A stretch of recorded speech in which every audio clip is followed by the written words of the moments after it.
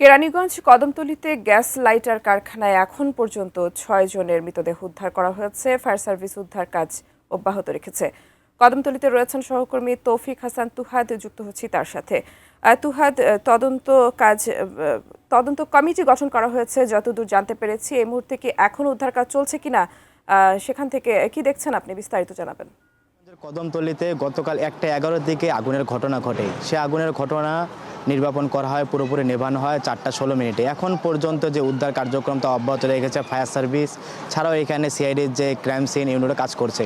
এছাড়া র্যাব সদস্যকে আমরা দেখতে পেয়েছি। আরও একটি তথ্য আমি জানিয়ে রাখি টুম্পা, এই কারখানাটি গ্যাস লাইটার কারখানা এবং এখানে আজ দেখতে পেয়েছি যে 18টি সিলিন্ডার এলপিজি গ্যাস 45 কেজির যে সিলিন্ডার গ্যাস তারা বের করেছে, যা এখানে আরও বড় ধরনের একটি দুর্ঘটনা ঘটার সম্ভাবনা ছিল। এবং এখন দেখতে পাচ্ছেন যে এখানে যে পুরো কারখানাটি পুরো ধ্বংসস্তূপে পরিণত হয়েছে।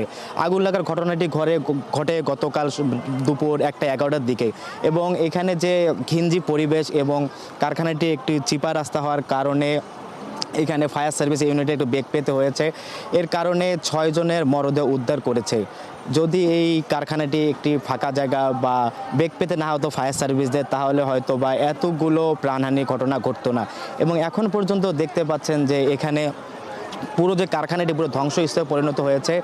এবং আরও একটি কথা জানিয়ে রাখি যে এখানে যে আশেপাশে স্থানীয়রা রয়েছেন তারা এখানে ভিড় করছেন এবং এই ভিড়ের কারণে এখানে ফায়ার সার্ভিস ও আইন শৃঙ্খলা সদস্যদের একটু বেগ পেতে হচ্ছে এবং মাইকিং করে তাদেরকে সরিয়ে যেতে বলা হচ্ছে, যে এখানে যদি কোনো ধরনের উৎসুক জনতা যারা রয়েছেন তাদেরকে সরে যাওয়ার জন্য বারবার মাইকিং করে তাদেরকে সরে যেতে বলছেন এখানে আইন শৃঙ্খলা সদস্যরা।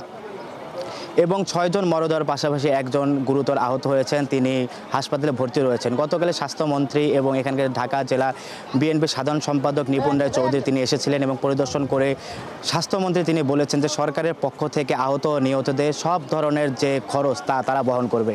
তো এই ছিল এখন পর্যন্ত কেরানীগঞ্জ কদমতলীতে আগুন লাগার ঘটনার সব শেষ।